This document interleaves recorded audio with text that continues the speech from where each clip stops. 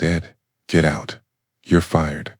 My son Trevor barked it like a verdict, his eyes glittering with cold contempt. For 11 years, I'd poured myself into this company, every sacrifice, every sleepless night, and he'd tossed me out like trash over some petty quarrel. I packed silently, but a plan was already ripening in my mind. There was a document in his safe, the key to his dirty secrets. Thursday would be fun. I wasn't going to walk away. I would take back everything he'd stolen. Before we continue, please subscribe to the channel and let us know where you're listening in the comments. The conference room buzzed with tension. The projectors hummed faintly beneath Trevor's voice. "You're stuck in the past, Dad," he snapped, his Rolex ticking as he jabbed a finger at me. Papers littered the table, some stamped confidential. I sat rigid, knuckles whitening around a folder. 11 years of my life had been bright path solutions. Now my son was tearing it down. Lisa leaned back, earrings flashing like tiny daggers. "Henry, your audits are slowing us down," she said, smooth but venomous. "We need agility." Not her sentence drifted as heads dipped and colleagues shifted, eyes darting to the floor. The silence in the room was a weight. Trevor's words cut clean. "You're fired." His voice was final, eyes hard, every trace of the boy I'd raised gone. A gasp rippled through the room, but no one spoke. I rose slowly. My chair scraped the floor. The folder trembled in my hand. "You forget who built this company, Trevor," I said, low but steady. He smirked and tossed my folder onto the table. "Progress doesn't care about your sacrifices, old man." Lisa's lips curled in agreement. I turned, footsteps deliberate, and walked out. The glass walls reflected my silhouette, a ghost in a place I had made. In the hallway, eyes avoided me. My office door stood ajar, a sanctuary violated. On my desk, Ellen's photo watched me, her smile a reminder of better days. I slipped it into my pocket and left the awards and trinkets behind. As I passed Lisa's desk, my hand brushed a folder marked confidential. A spark flickered. Trevor's voice drifted from the conference room. "Now we're free," he muttered to Lisa. "Free from what?" "Me. The truth." The elevator dinged shut around me. My reflection met mine. Ellen's photo was warm against my chest. He thought he'd won, but I knew where his truth was hidden in the safe behind that gaudy painting. Thursday would be interesting. My office smelled of old coffee and paper, a time capsule of everything I'd built. I stood alone, Ellen's photo worn from years of touch. The desk bore a faint crack, the scar from our first big deal. I was 35 then, the same age Trevor was now. Back when he ran to me, proud, not plotting to erase me. I packed slowly. Awards clinked into a box, plaques for innovation, growth, trust. One caught my eye, a joint award with Trevor 5 years ago. His grin had been genuine then. I left that on the desk. The past couldn't save me now. A drawer creaked open and revealed a letter from Ellen. "You're stronger than you think," she'd written. I swallowed and tucked it away. All those nights away from her, from him. For what? So he could spit in my face. The hallway whispered as I left. Colleagues glanced away. Their pity cut sharper than Trevor's scorn. At security, old Mike hesitated. "Henry, I'm sorry," he said. "Don't," I managed, nodding. His eyes held respect, a faint comfort. Outside, Chicago's rain greeted me, soaking the box. The city roared. Horns, footsteps, life moving on. My coat clung to me, heavy. Ellen's photo stayed safe in my pocket. I tossed my office key into a trash can, metal clanging against wet garbage. A final goodbye.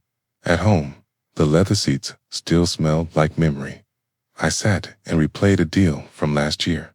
Trevor's nervous laugh when I'd questioned a client's numbers. He'd brushed it off, but later I'd found the report tucked in his safe, one page damning enough to ruin him. That page was my chance. Trevor thought he'd buried me, but I wasn't done.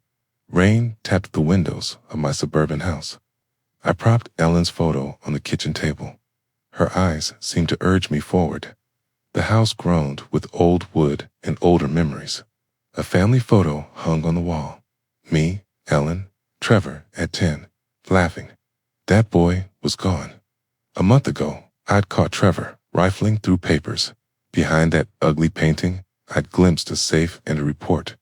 Numbers that screamed fraud. Tax evasion, maybe worse. He slammed the safe, but not before I saw just enough. Tonight, I'd get it. Drawers rattled. Pens, receipts. Ellen's scarf tumbled out. In a box of her things, I found a rusted office key, tagged with a faded Bright Path sticker. I set it beside her letter, and a vow took shape. I scribbled names and contacts. A journalist I trusted. A lawyer who owed me a favor. My phone buzzed. "Henry, you okay?" Tom asked, voice gruff. "Fine," I lied. "Need advice?" "Trevor's hiding something. Financial. Be careful." "He's not the kid you raised," Tom warned. His words hung as I hung up. Could I destroy my son? The question knotted in my chest. Ellen's face steadied me. She'd want justice, not mercy. I pictured the safe and the report inside. Lisa's signature surely stained the pages too. The back door of Bright Path Solutions loomed, slick from earlier rain. The old key bit into my palm as I turned it. I peered down the alley, empty, save for a stray cat. The hinges squealed in the silence. No alarms, no footsteps. I slipped inside. The corridor was dark, lit by flickering exit signs. My shoes whispered on tile. Each step felt like a gamble.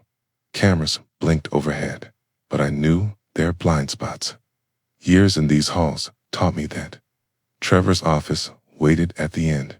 Polished wood, the smell of his cologne sharp in the air. The gaudy painting hung above his desk. I eased it off the wall. The frame scraped the floor.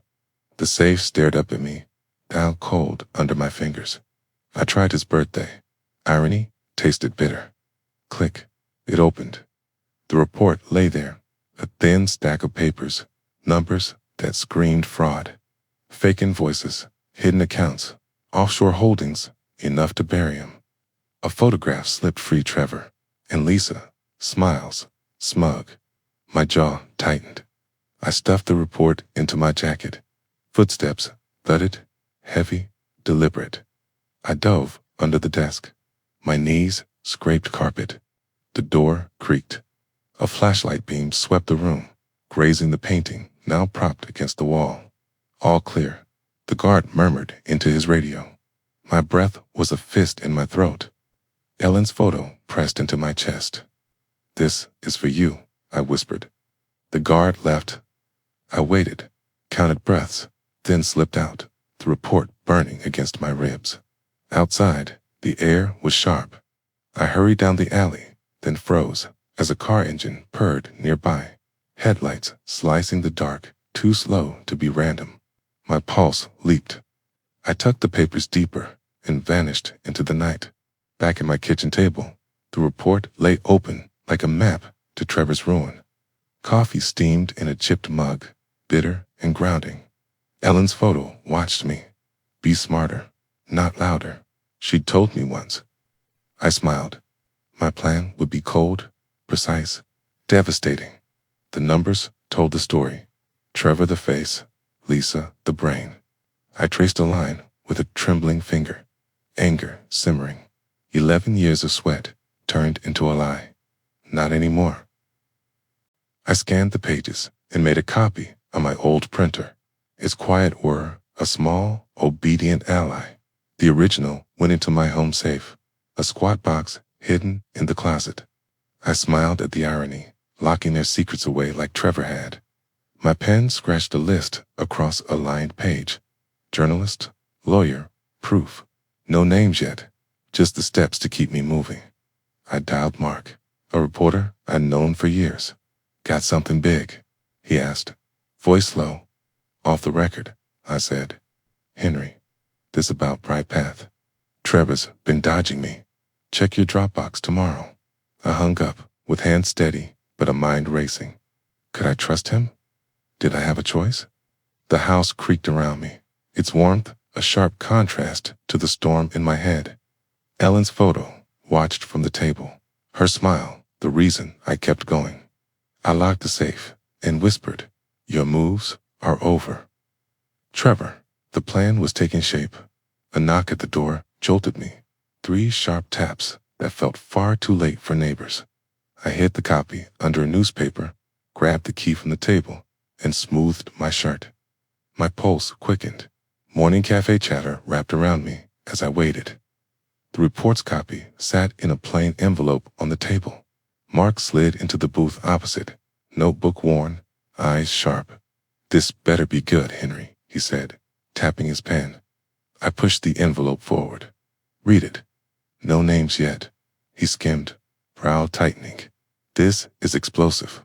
Bright Path is done if this is real. If this leaks, will you dig?" I asked.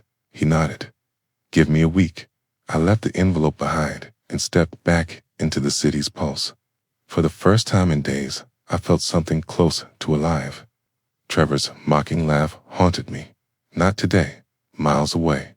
Trevor's office unraveled. Papers littered his glass desk.